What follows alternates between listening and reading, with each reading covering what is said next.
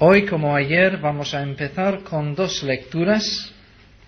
En primer lugar, en la primera epístola de Pedro, capítulo 1. Primera de Pedro, capítulo 1, versículo 3.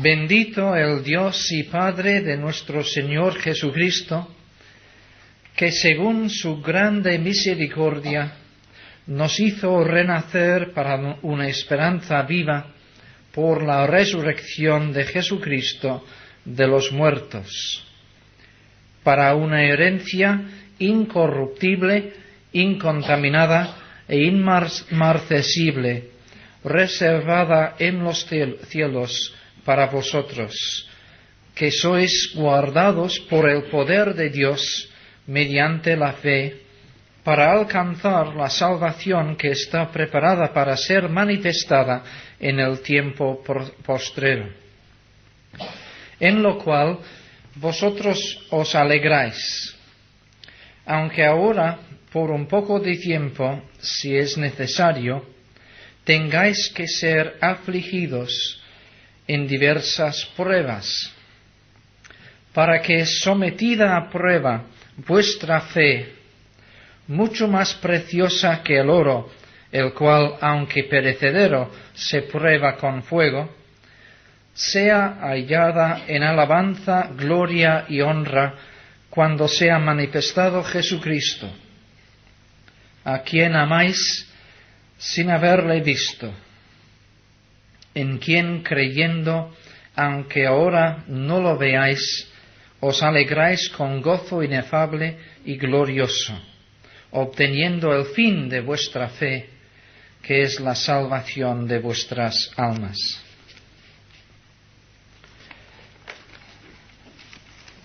En segundo lugar, en el libro de Deuteronomio, capítulo 8. Deuteronomio es una palabra de estas que son trabalenguas para los que hemos sufrido embolias.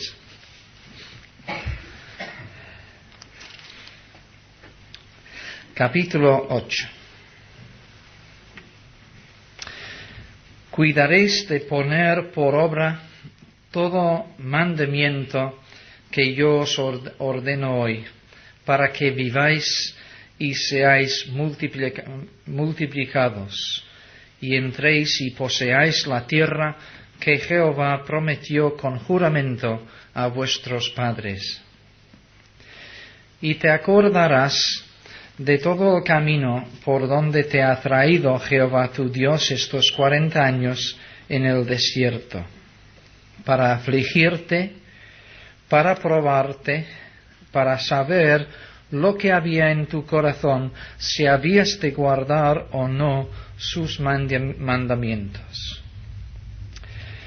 Y te afligió, y te hizo tener hambre, y te sustentó con maná, comida que no conocías tú, ni tus padres la habían conocido, para hacerte saber que no sólo de pan vivirá el hombre, mas de todo lo que sale de la boca de Jehová vivirá el hombre.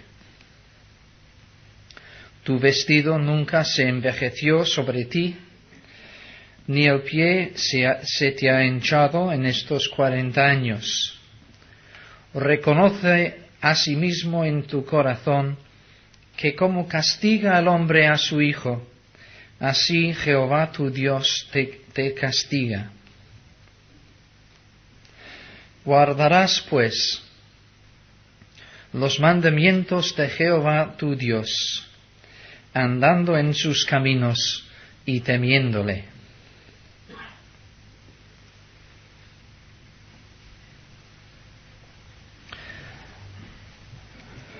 ¿Por qué permite Dios las pruebas en la vida del creyente?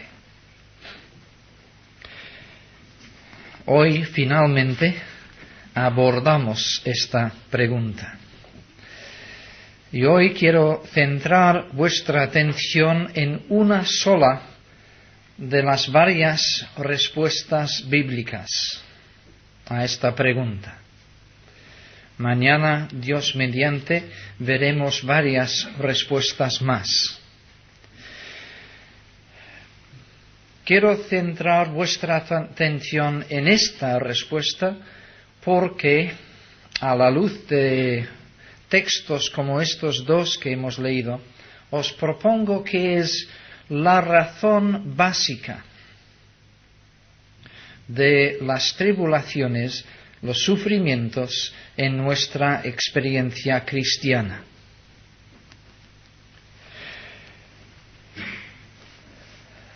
Hablamos de las pruebas. Los sufrimientos en la vida del creyente son pruebas. ¿Qué es lo que están probando? Nos están probando a nosotros. Más concretamente, están probando nuestra fe.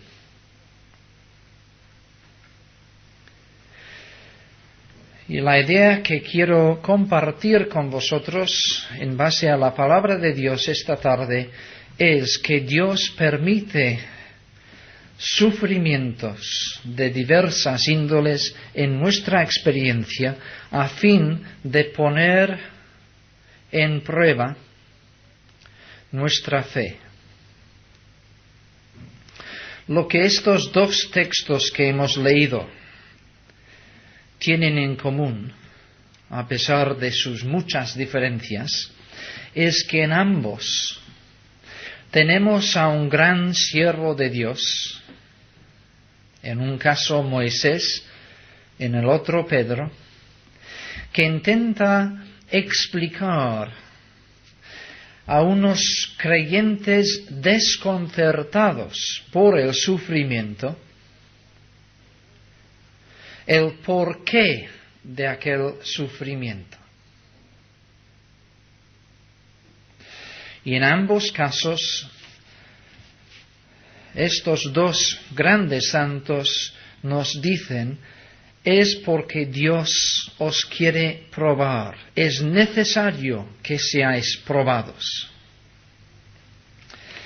Dice Moisés, te acordarás de todo el camino por donde te ha traído Jehová tu Dios estos 40 años en el desierto para afligirte, para probarte, para saber lo que había en tu corazón. Y dice el apóstol Pedro, ahora por un poco de tiempo, si es necesario, tenéis que ser afligidos en diversas pruebas, para que sometida a prueba vuestra fe, mucho más preciosa que el oro, el cual aunque perecedero se prueba con fuego, sea hallada en alabanza, gloria y honra cuando sea manifestado Jesucristo. Así que esta misma palabra, prueba, contiene una primera respuesta, una respuesta básica a nuestra pregunta, ¿por qué el sufrimiento? Nuestra fe ha de ser puesta a prueba. Tenemos que demostrar que realmente funciona nuestra fe. Dios quiere saber cómo realmente somos. Esto es expresarlo muy humanamente. Supongo que en realidad Dios sabe perfectamente cómo somos. Somos en cambio nosotros mismos, que no nos conocemos a nosotros mismos. Pero Dios en todo nos trata como seres humanos. Y en su relación con nosotros, quiere que se haga patente la verdad de las cosas. Y que nosotros en su presencia descubramos la realidad de las cosas. Le decimos, Señor, creo en ti. El Señor sabe si lo que decimos es cierto o no. Pero es como si nos dijese, tú y yo vamos a descubrir si es cierto lo que profesas a través de la vida en el desierto. Las pruebas están allí en nuestro camino para poner de manifiesto lo que realmente hay en nosotros.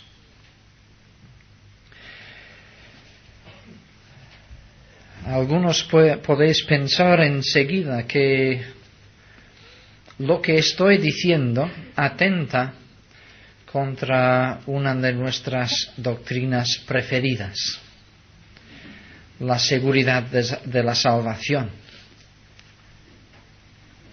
Os propongo, sin embargo, que no estamos cuestionando la seguridad de la salvación para todo aquel que cree.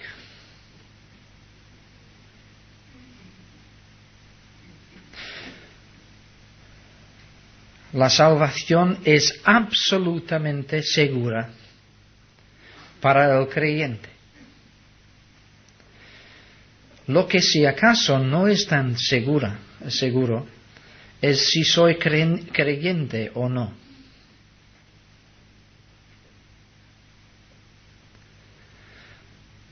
Aquí es donde entra un factor un poco desconcertante y sin embargo un factor ratificado por la experiencia. ¿Cuántas personas que antes estaban sentadas aquí regularmente, sin embargo, ahora no están aquí, no por haber fallecido, sino porque en medio de las diferentes pruebas del camino han dado marcha atrás, han cambiado de idea, por una razón u otra han abandonado la fe, demostrando, como dice Juan en su primera epístola, que en realidad nunca eran, aunque aparentaban ser.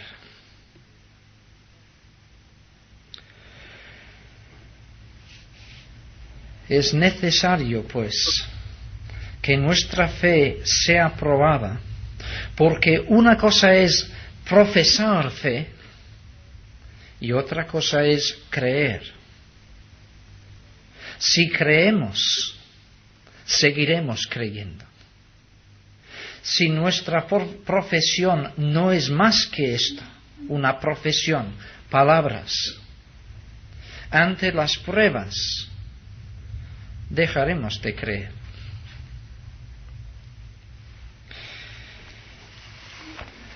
En una ocasión el Señor Jesucristo pronunció estas palabras en Mateo 18.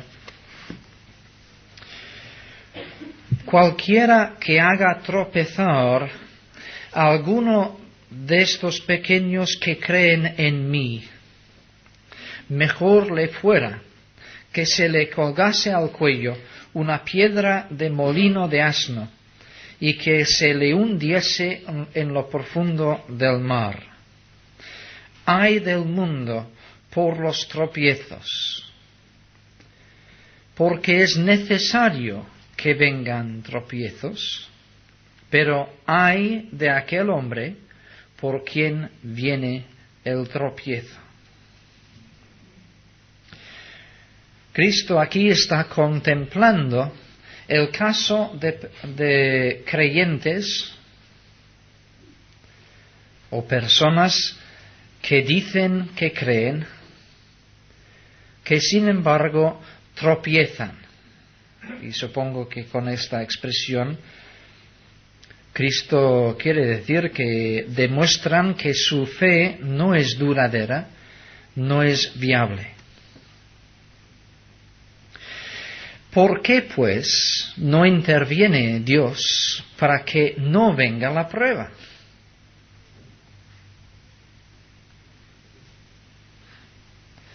Porque, como hemos dicho, la fe no es la profesión de fe.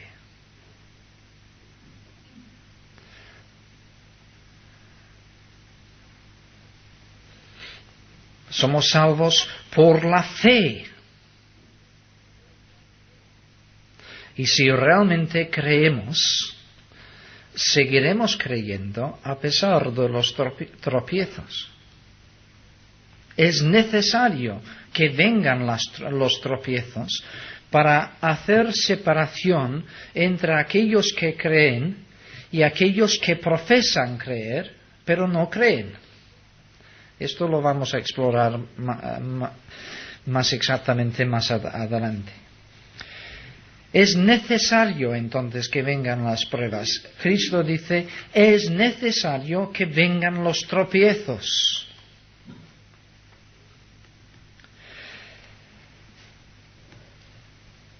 Para poner de manifiesto lo que somos. Esto dicho, Él deja muy claro que aquel que es causa del tropiezo, aquí entramos en el factor humano y el factor diabólico que estudiamos ayer, será juzgado por ser causa del tropiezo. Y sin embargo, deducimos de sus palabras que el Dios de toda providencia controla la situación y permite que vengan estos tropiezos porque es necesario en nuestra experiencia de creyentes que sea así.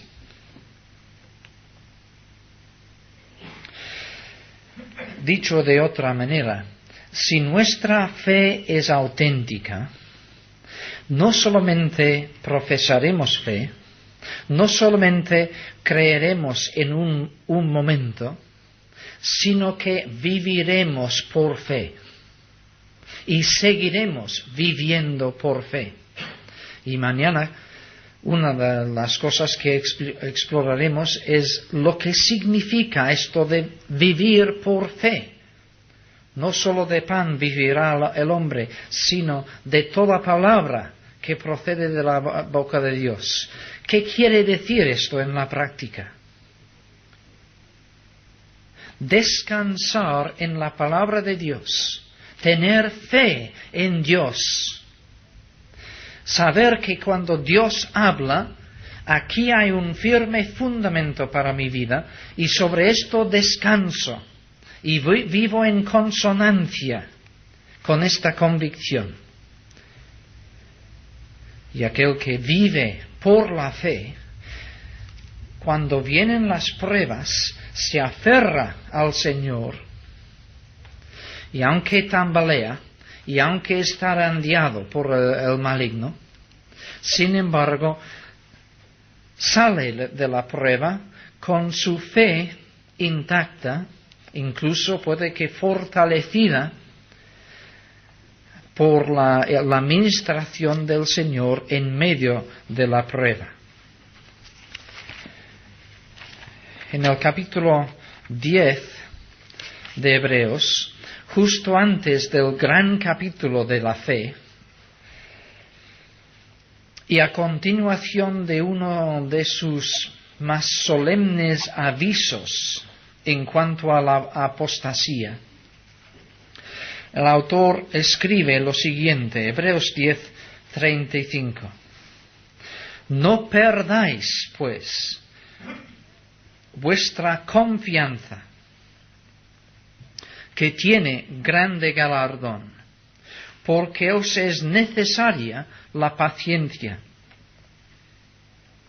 para que, habiendo hecho la voluntad de Dios, obtengáis la promesa. Porque aún un poquito, y el que ha de venir vendrá y no tardará, mas el justo vivirá por fe, y si retrocediere, no agradará a mi alma. Pero nosotros no somos de los que retroceden para perdición, sino de los que tienen fe para preservación del alma. El justo tiene que vivir por fe.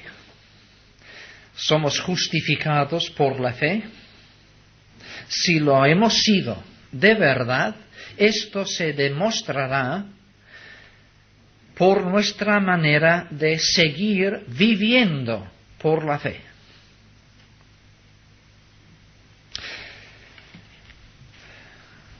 Pero dejemos de dar tantas vueltas y vamos a mirar más directamente los dos textos que he leído al principio. Volvamos a la primera epístola de Pedro. ¿Qué es lo que Pedro nos dice acerca de la prueba de nuestra fe? En el versículo 6 nos recuerda que esta es una situación que tendremos que soportar por un poco de tiempo.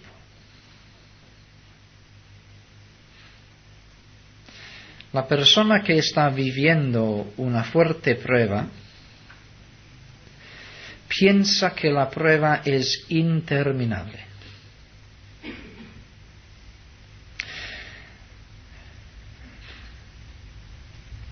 ¿No le parece un poco de tiempo? Yo recuerdo que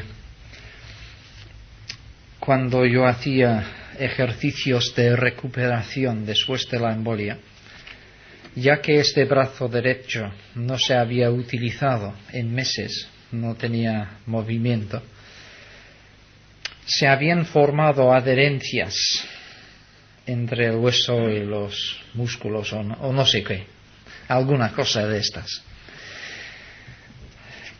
Y las terapeutas tenían que forzar mi brazo, rompiendo estas adherencias. Y yo por primera vez en mi vida vi estrellas.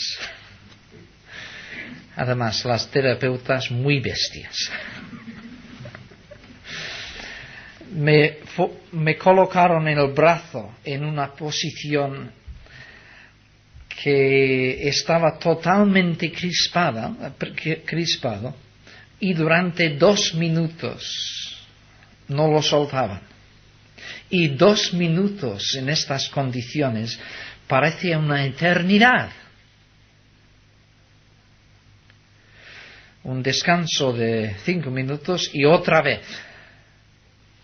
Cuando estás en medio de una prueba, parece tan largo. ¿Hasta cuándo, Señor? ¿Cómo es que el apóstol Pedro puede decir tan alegremente por un poco de tiempo? ¿Cómo es que el apóstol Pablo, escribiendo a los Corintios, 2 Corintios 4:17, habla de esta leve tribulación momentánea?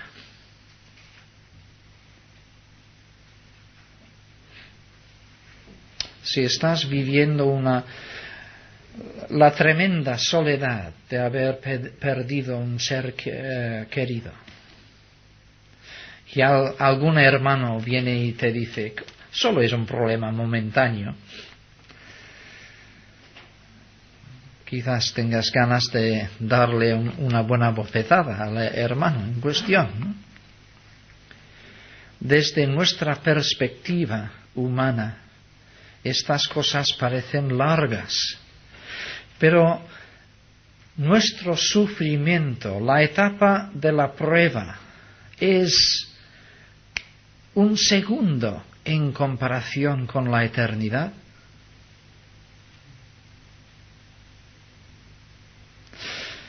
¿Qué importa pasar 80 años de sufrimiento si tenemos por delante una eternidad de bienestar sin sombra de sufrimiento? por un poco de tiempo. Hace falta una buena dosis de fe para poder abrir los ojos y empezar a ver las cosas desde la perspectiva eterna y entonces poder decir: Señor, aunque sean años, si es necesario que pase esta prueba a fin de gozar durante toda la eternidad, que así sea.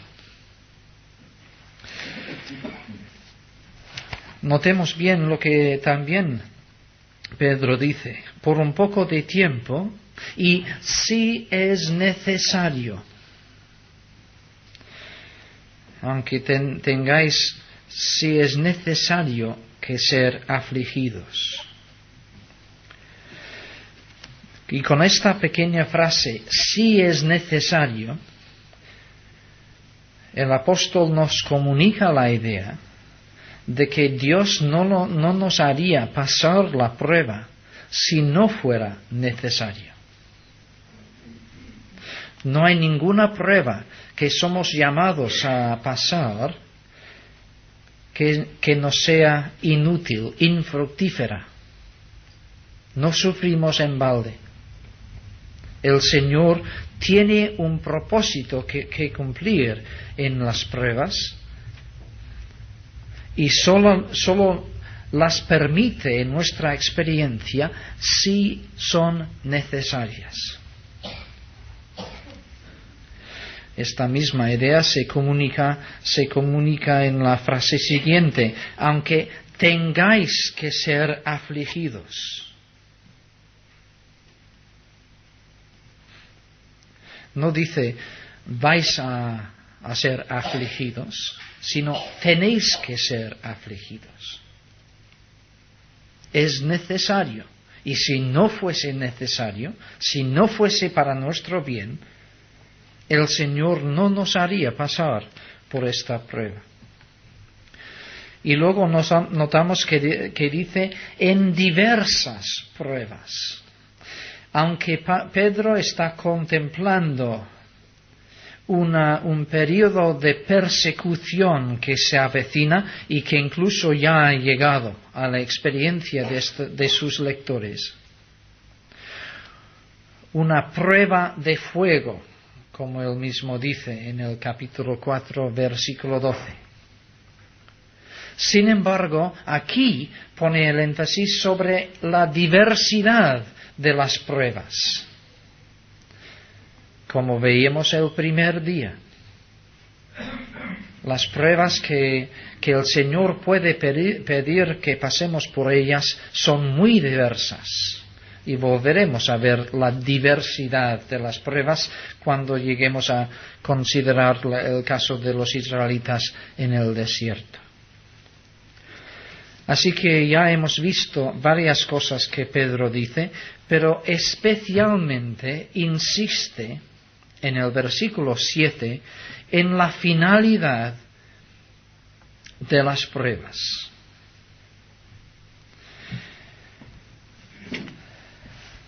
Y es que tenemos que ser probados en cuanto a la fe que profesamos. Él pone la ilustración del oro y nos dice tres cosas acerca del oro. El oro, en primer lugar, es precioso. No hace falta más comentario. Es una cosa muy apreciada por los hombres. En segundo lugar, nos dice que el oro es perecedero. Esto quizás nos sorprenda un poco. Los arqueólogos encuentran artefactos de oro de hace 2000 años, 4000 años.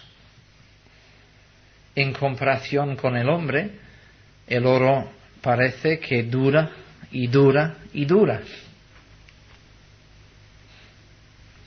Pero las apariencias engañan. El oro pertenece al mundo material y visible, que Pablo en aquel mismo texto de 2 Corintios llama temporal. Y que Pedro en su segunda epístola dirá de este mundo visible, material, que va a ser deshecho. El día del Señor vendrá como ladrón en la noche, en el cual los cielos pasarán con grande estruendo y los elementos ardiendo serán deshechos. El oro puede parecernos una cosa que siempre está allí, pero desaparecerá. Lo que no va a desaparecer son los valores invisibles.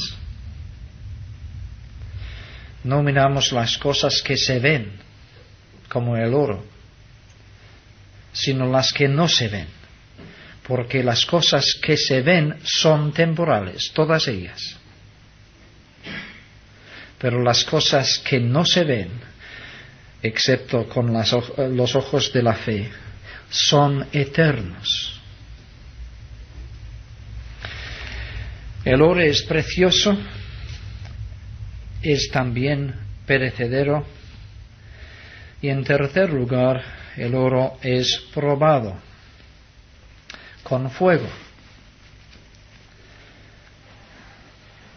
A fin de tener oro y utilizarlo, tienes que hacerlo pasar por un proceso de fuego. Actualmente me parece que emplean más bien un proceso de ácidos, pero en el primer siglo era por fuego. El oro ha de ser refinado, purificado. Así que aquí vemos las tres características que Pedro señala en cuanto al oro. Y luego nos dice que nuestra fe es así. Nuestra fe es más preciosa aún ante los ojos de Dios que el oro lo es ante nuestros ojos. La cosa más preciada por el ser humano en cuanto a lo material tradicionalmente es el oro. La cosa de más estima para el Señor es nuestra fe. Ahí está un punto de semejanza. Pero luego viene un punto de contraste.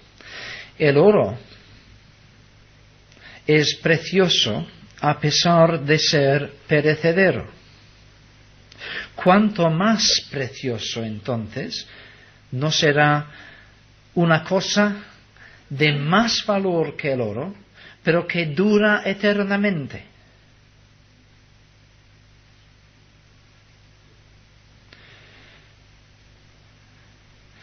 Si estamos dispuestos a refinar el oro, que a fin de cuentas va a desaparecer algún día, cuánto más tendríamos que estar dispuestos a que nuestra fe sea purificada. Porque la fe es uno de estos valores invisibles, pero que nos llevará a la eternidad de Dios. Y nuestra fe también ha de ser refinada, purificada a través de las pruebas. Tiene que ser probada. Y tiene que ser así, porque la fe inicialmente viene mezclada con un montón de químicas y productos adicionales.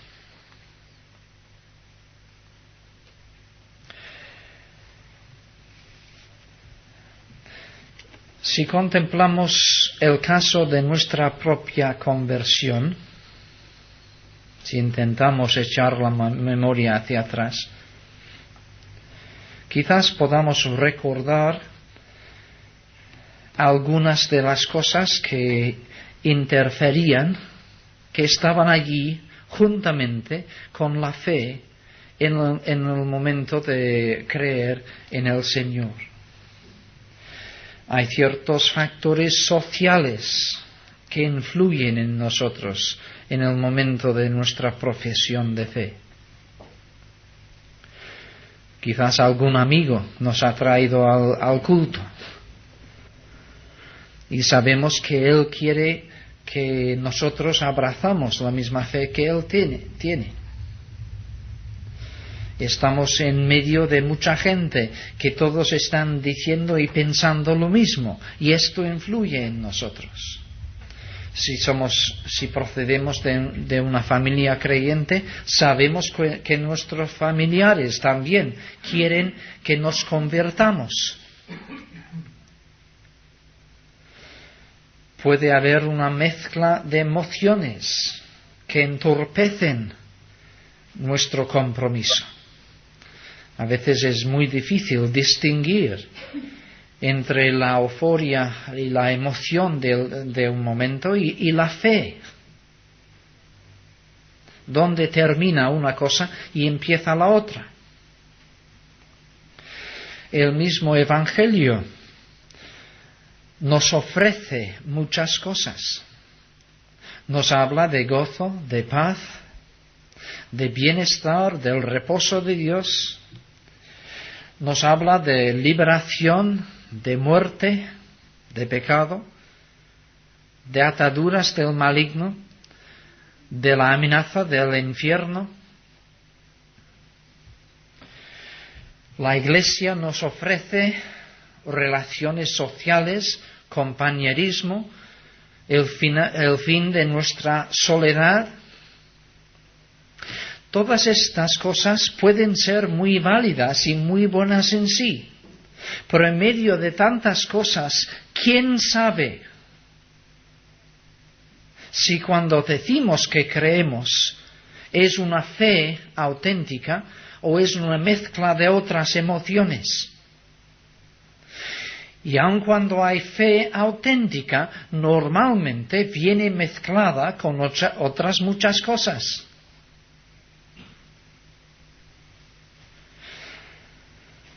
La prueba es que muchos que siguen fieles siempre que los hermanos les van detrás, sin embargo caen, abandonan cuando se encuentran solos.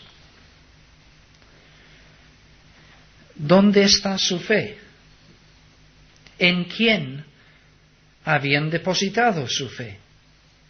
¿Con quién tenían una relación? ¿Con el Señor o solamente con algunos hermanos?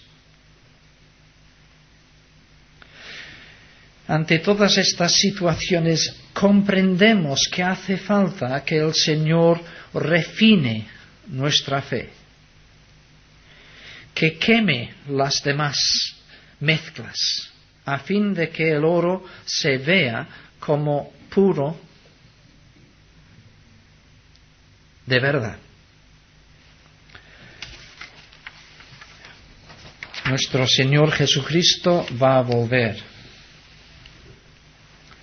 Y por un poco de tiempo vale la pena someternos a la disciplina dura de las pruebas que el Señor permite,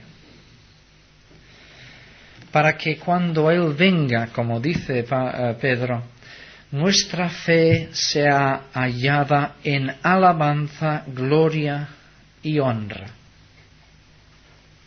Refinada, una fe que brilla en pureza. Así que a través de este texto aprendemos que las pruebas son necesarias y que a través de ellas el Señor limpia purifica nuestra fe. Ahora pasemos al otro texto que, como dije el otro día, ya he comentado en esta congregación, y aunque tengo cosas nuevas que decir, me temo que también voy a repetir algunas cosas viejas. Os pido disculpas. Al acercarnos a este texto de Deuteronomio, recordemos lo que el apóstol Pablo, escribiendo a los Corintios, dijo acerca de estos textos del Antiguo Testamento y concretamente los textos que se refieren al Éxodo, a la experiencia de Israel en el desierto. Dijo: estas cosas les acontecieron como ejemplo a los israelitas y están escritas para amonestarnos a nosotros, a quienes han alcanzado los fines de los siglos. Así que el que piensa estar firme, mire que no caiga. Dios en su soberanía tuvo a bien llevar a Israel al desierto. Ellos, con toda la ilusión ante la promesa de una tierra que fuese suya, las bendiciones de Dios, salieron de Egipto, la mente llena de la tierra prometida, y se encontraron en medio de un desierto. Y supongo que más de uno de nosotros también hemos pasado por una experiencia parecida. Creímos inicialmente porque delante de nosotros se extendían grandes promesas de parte de Dios, de bienestar, de satisfacción, de paz, de gozo. Y luego descubrimos que la vida cristiana tiene tanto de páramo como de tierra prometida.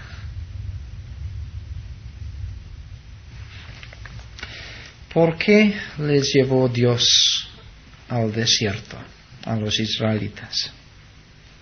Esta es la respuesta de Moisés. Les llevó allí, dice, para afligirte. Pues vaya, este es el Dios de amor, el Dios bondadoso.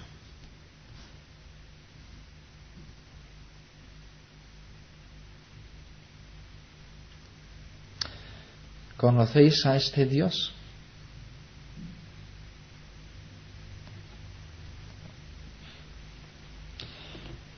Menos mal que no lo he dicho yo, que lo dijo Moisés.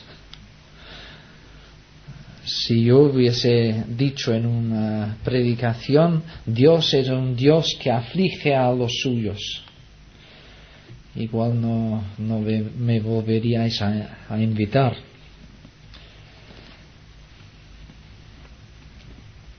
Si acaso tenéis problemas con esto, sencillamente la solución está en no invitar más a Moisés, no a mí. Las tribulaciones en nuestra vida no nos llegan por casualidad, sino porque Dios ha tenido a bien conducirnos a un lugar desierto. Porque, veréis, lo que le pasó a los israelitas establece un patrón que se repite a lo largo de la historia de la salvación. El patrón siempre es de redención con la promesa de tierra prometida, pero entre medio el desierto. El patrón fue cumplido simbólicamente por el mismo Señor Jesucristo. De Egipto llamé a mi hijo, dice el evangelista Mateo, aplicándolo al Señor Jesucristo. Jesús salió de Egipto como niño y después de su bautismo fue llevado al desierto para ser tentado. Y no es ninguna casualidad que él vence al diablo con citas de Deuteronomio, incluso con uno que hemos leído en este trozo, porque él estaba meditando sobre el significado de la estancia en el desierto de los hijos de Dios.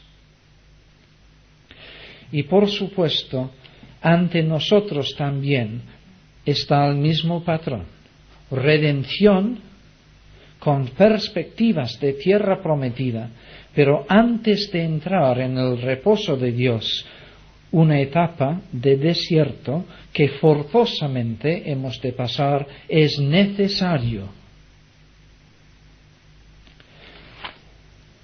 Así que, en primer lugar, Dios les tuvo allí para afligirlos. Y en el versículo 15, Moisés describe algo más de las aflicciones que conocieron los israelitas. Te hizo caminar por un desierto grande y espantoso, lleno de serpientes ardientes y de escorpiones y de sed donde no había agua. Mi querido hermano, que estás pasando una gran tribulación, no eres el primero.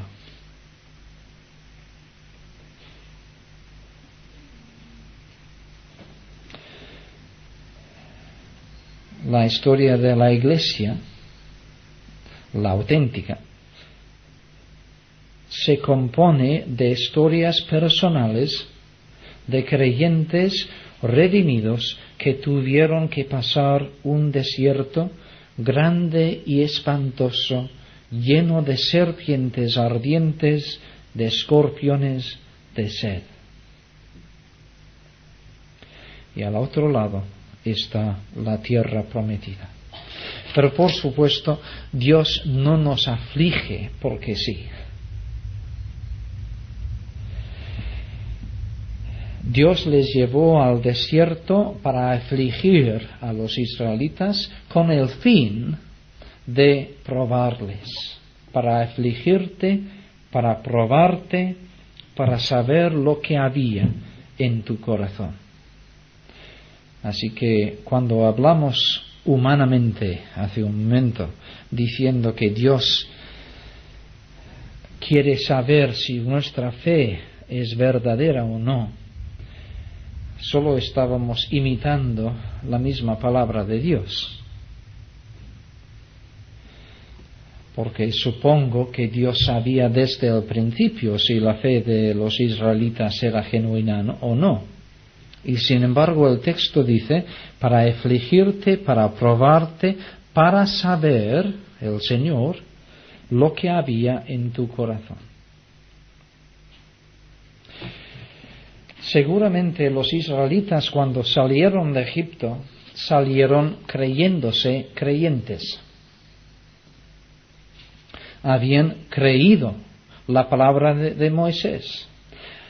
Estos eran los israelitas que habían pintado de sangre los postes y dinteles de sus casas, en obediencia a la palabra de Moisés.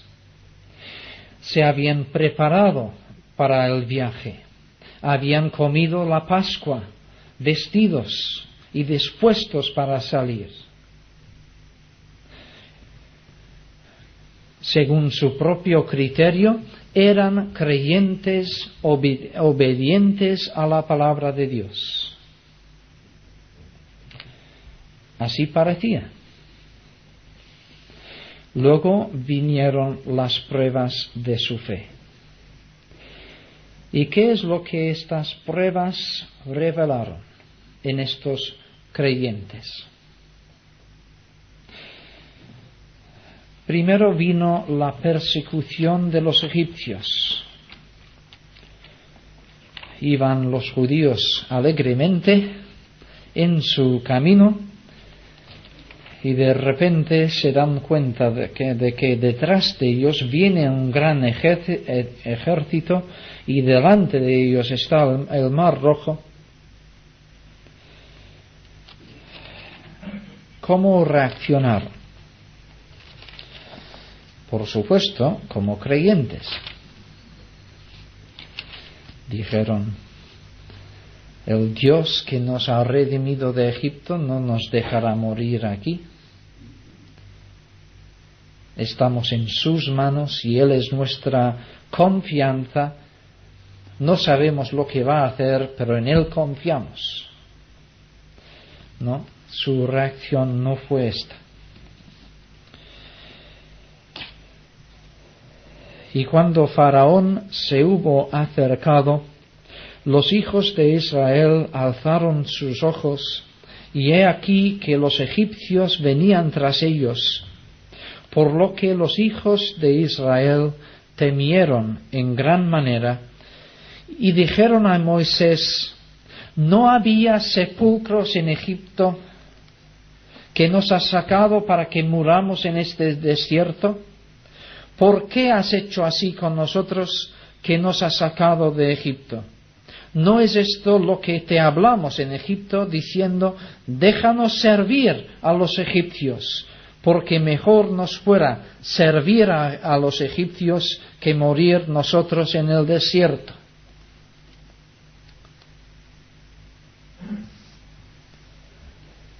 ¿Reaccionaron con fe o con incredulidad ante la prueba?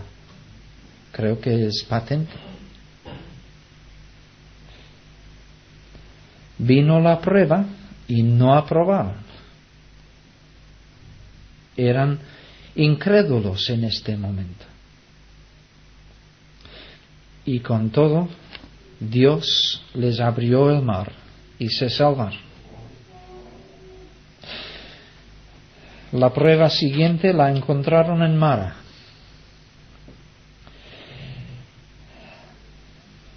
Después de dejar la orilla del mar, viajaron 3 días enteros sin beber agua. Hace unos pocos meses estuve yo en el desierto del Sinaí y comprendí como nunca a los israelitas.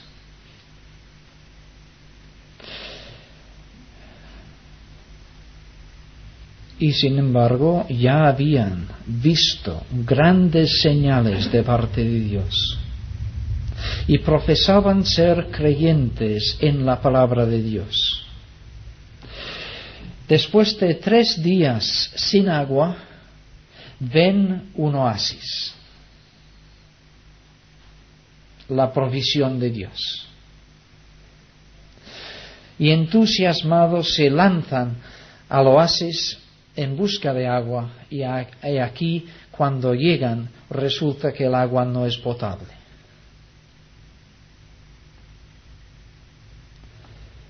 La provisión de Dios se desvanece. Una nueva prueba. ¿Cómo reaccionarán? Seguramente dirán: el Señor sabe lo que hace. Estamos en sus manos. Si nos ha traído hasta aquí, no nos va a dejar morir. Él nos ha prometido una tierra. Vamos a confiar en Él. Pero no es lo que dice el texto. Éxodo 15, 24. Entonces el pueblo murmuró contra Moisés y dijo: ¿qué hemos de beber? ¿Una reacción de fe o de incredulidad?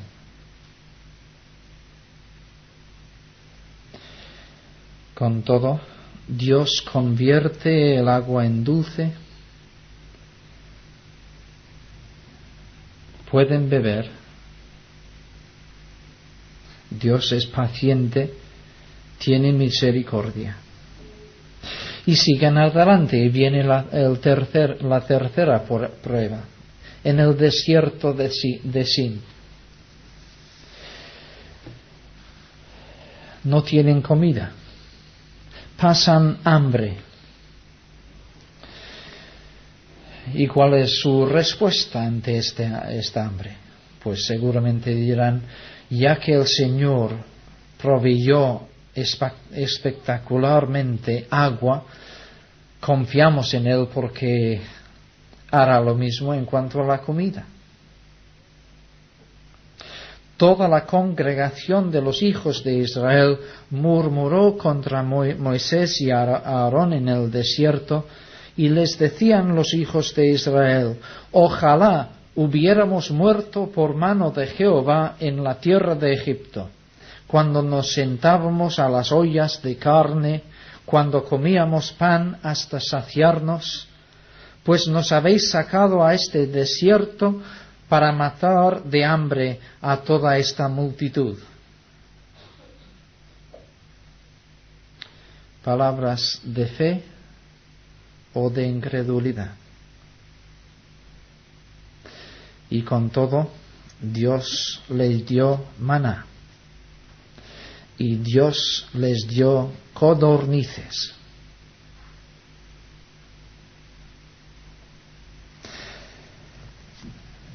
Siguieron en su marcha y vinieron a Refidim. Y allí nuevamente estaban sin agua. Bueno, esta era ya una prueba que habían pasado una vez. Así que ahora seguramente tendrán fe en el Señor. Éxodo capítulo 17 versículos 2 y 3. Y altercó el pueblo con Moisés y dijeron: danos agua para que bebamos. Y Moisés les dijo: ¿por qué altercáis conmigo? ¿Por qué tentáis a Jehová? Así que el pueblo tuvo ahí sed y murmuró contra Moisés y dijo: ¿por qué nos hiciste subir de Egipto para matarnos de sed a nosotros, a nuestros hijos y a nuestros ganados? Fe o incredulidad. Y con todo, Dios les dio agua de la roca.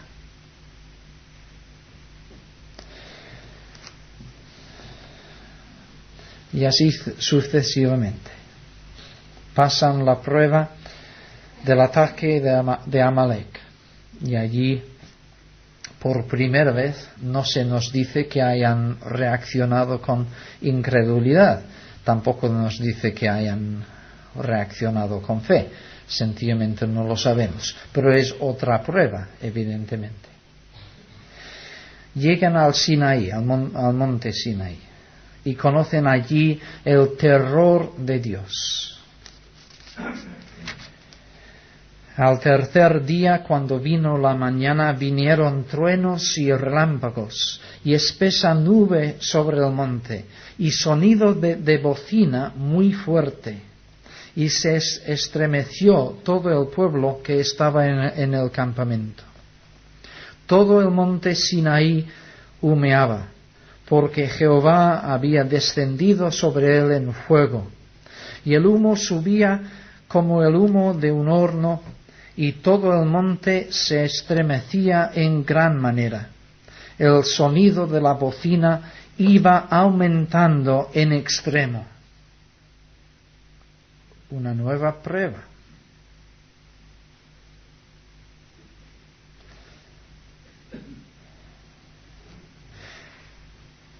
Se manifiesta el Dios de majestad, de ira. ¿Cómo responderá el pueblo? Moisés más adelante les va a decir: no temáis, porque para probaros vino Dios,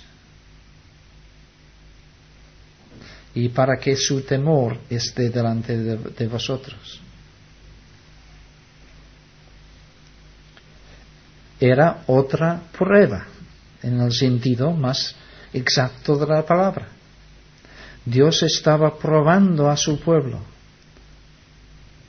¿Desean tener una relación con Dios o no? Aun sabiendo que el Dios es un Dios temible y terrible, pero que es el Dios que les ha salvado de Egipto, que les ha provisto agua y comida, que les ha cuidado hasta aquí. Si ahora se manifiesta en sus dimensiones más terribles, ¿seguirán creyendo en este Dios? ¿Cuál será su reacción? Dijeron a Moisés: habla tú con nosotros y nosotros oiremos. Pero no hable Dios con nosotros.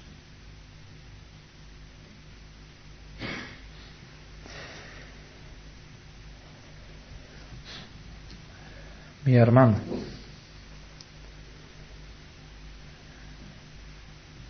Dios te habla. ¿Conoces a Dios? ¿Oras a Dios? ¿Tienes comunión con Dios? ¿Buscas la dirección de Dios y te sometes a su gobierno en su vida, en tu vida? ¿O es que en realidad con quien tienes una relación es con la asamblea? La asamblea te habla, los hermanos te hablan. Y ajustas tu conducta para conformarla con lo que esperan de ti tus hermanos. Pero Dios mismo no es muy real para ti. ¿Es así tu fe?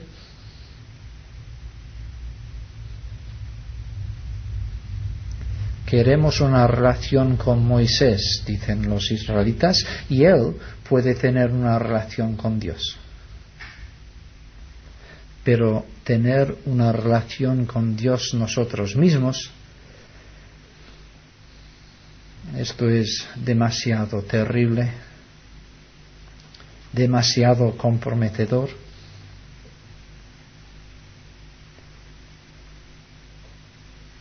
Dios probaba a su pueblo en aquel momento. Y con todo, Dios accedió a hablar a su pueblo a través de Moisés. Y llegan a la tierra prometida, a la frontera. Y envían a 12 espías para ver cómo es la tierra. Vuelven los espías y dan su informe. Una nueva prueba para Israel. La tierra es rica, es buena, es hermosa, pero los habitantes de la tierra son temibles. ¿Y quiénes somos nosotros? ¿Cómo podemos nosotros vencer a estos enemigos?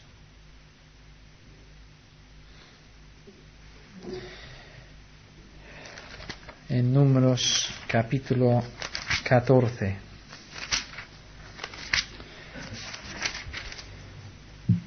Ante el informe de los 10 espías, toda la congregación gritó y dio voces, y el pueblo lloró aquella noche. Y se quejaron contra Moisés y contra Aarón todos los hijos de Israel, y les dijo toda la multitud: ojalá muriéramos en la tierra de Egipto o en este desierto, ojalá muriéramos. Qué curioso, ¿no? Antes no querían morir en el desierto y decían, ojalá hubiésemos muerto en Egipto. Ahora, ante la nueva prueba, dicen, ojalá hubiéramos muerto en el desierto. ¿Por qué nos trae Jehová a esta tierra para caer a espada y que nuestras mujeres y nuestros niños sean por presa? ¿No nos sería mejor volvernos a Egipto?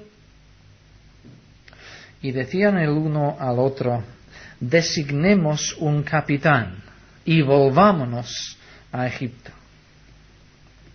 Entonces intervienen los dos espías creyentes de verdad, Josué y Caleb, intentan animarles. Y ante esto, versículo 11, al final del versículo 10. Entonces toda la multitud habló de apedrear a Josué y Caleb. ¿Creyentes?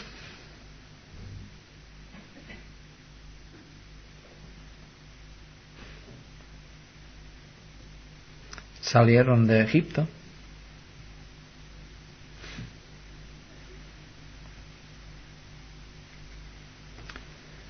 ¿Somos nosotros creyentes?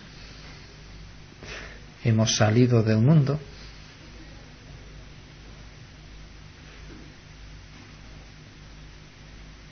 Pintaron de sangre sus puertas, celebraron la Pascua.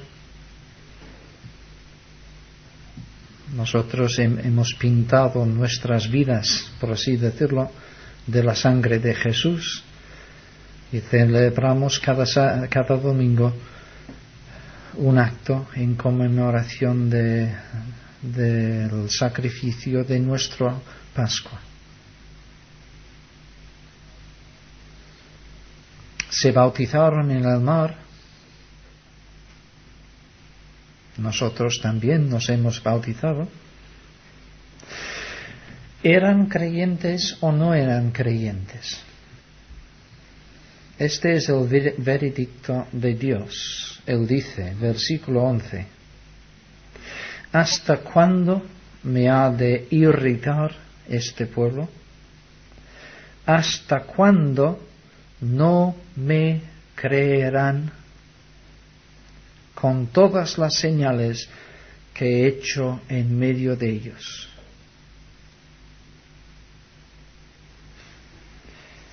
Conforme a Dios, no son creyentes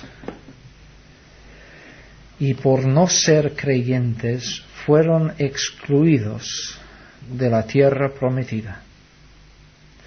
Versículo 21. Mas tan ciertamente como vivo yo, Dios, y mi gloria llena toda la tierra, todos los que vieron mi gloria y mis señales que he hecho en Egipto y en el desierto, y me han tentado, y no han oído mi voz, no verán la tierra de la cual juré a sus padres. No, ninguno de los que me han irritado la verá. Dios ha tenido mucha paciencia con este pueblo. Pero cuando finalmente demuestran que no creerán su palabra, que no vivirán por la fe, que no vivirán confiando en el Señor, sino aun nombrando el nombre de Dios y diciéndose pueblo de Dios, están dispuestos a derribar a los líderes que Dios ha nombrado, a poner a otros líderes que les vayan a conducir allí a donde ellos quieren, no donde Dios quiere. cuando llegan a este extremo, el veredicto de Dios es que aun nombrando mi nombre, aun llamándose mi pueblo, no son creyentes. La prueba de su fe ha dado un triste resultado. Ahora vemos que era necesaria esta prueba.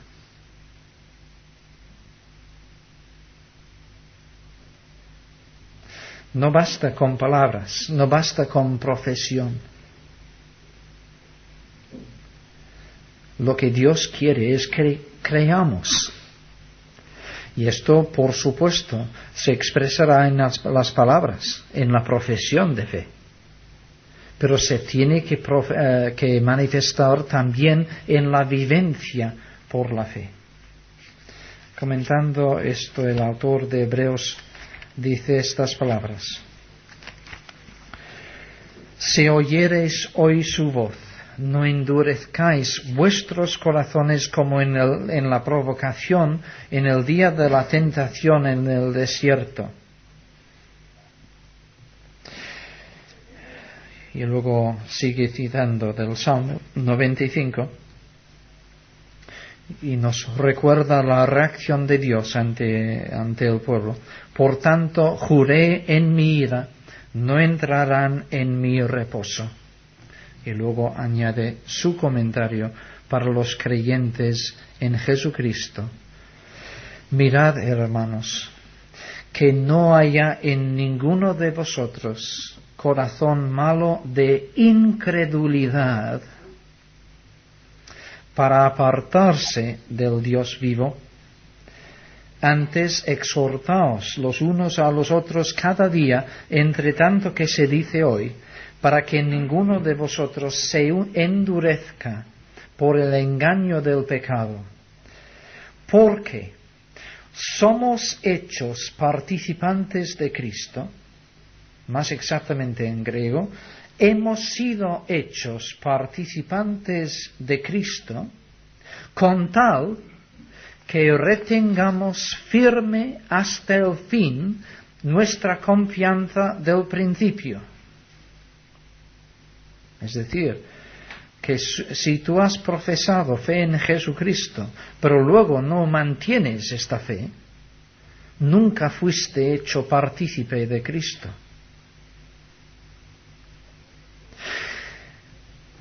¿Quiénes fueron, dice, los que, habiendo oído, provocaron a Dios? ¿No fueron todos los que salieron de Egipto por mano de Moisés? ¿Y con quienes estuvo él disgustado 40 años? ¿No fue con los que pecaron, cuyos cuerpos cayeron en el desierto? ¿Y a quienes juró que no entrarían en su reposo, sino a aquellos que desobedecieron? Y vemos que no pudieron entrar a causa de su incredulidad. Profesaban ser creyentes, pero en el fondo eran incrédulos. Mantenían la fachada de la piedad, pero no mantenían la esencia. Temamos, pues, no sea que permaneciendo aún la promesa de entrar en su reposo, porque la tierra prometida no fue el cumplimiento final de lo que Dios tenía en mente con el reposo, su reposo.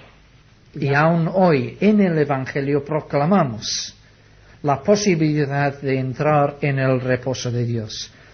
Temamos, pues, no sea que permaneciendo aún la promesa de entrar en su reposo, alguno de vosotros, y habla a los creyentes, parezca no haberlo alcanzado.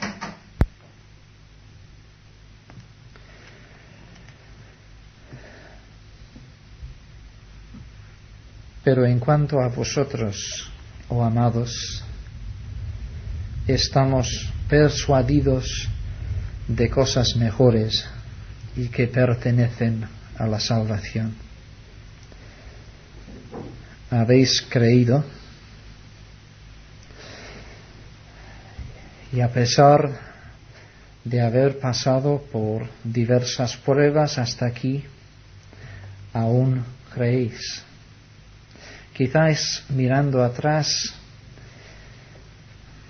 os dais cuenta, como yo también, de muchas pruebas en las que nuestras reacciones han sido más bien de incredulidad que de fe, al menos como primera reacción. Y si Dios no fuese paciente y misericordioso con nosotros, ¿dónde estaríamos? Pero hoy por hoy seguimos creyendo. Ahora, el desierto no ha acabado. Y Dios seguirá probando nuestra fe. Porque ante esta disyuntiva, o bien con el paso del tiempo endurecemos nuestros corazones y acabamos con una fachada religiosa, incluso una fachada religiosa evangélica, pero en el fondo ya pasamos de toda clase de relación con Dios mismo. No creemos en su palabra, ni siquiera leemos su palabra, excepto cuando algún Moisés nos lo lea. No oramos, excepto cuando estamos ante los hermanos. O bien esto, o bien cada prueba, incluso cuando la pasamos vacilantes y sentimos nuestro fracaso. Sin embargo, el Señor en su misericordia nos afirma en la fe. Y entonces cada prueba sirve para fortalecer nuestra fe, para purificar nuestra fe, para hacer que el Señor sea más real para nosotros, para que nosotros caminemos en una auténtica comunión con Él. La primera, y creo que la principal razón por la que pasamos diversas pruebas es porque por ellas Dios pone de manifiesto lo que hay en nosotros, revela la autenticidad o la falsedad de nuestra profesión de fe en Él.